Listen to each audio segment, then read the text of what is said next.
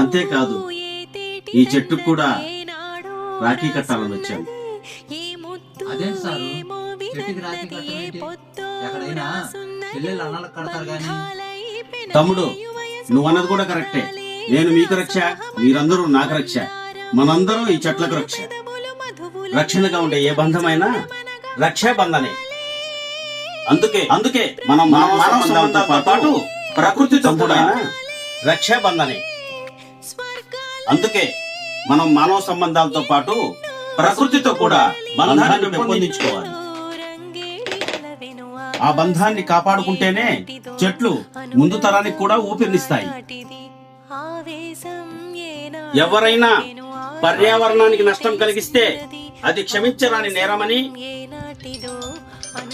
Supreme court కూడా తెలిపింది. అందుకే పర్యావరణ సంరక్షణే మనకు శ్రీరామ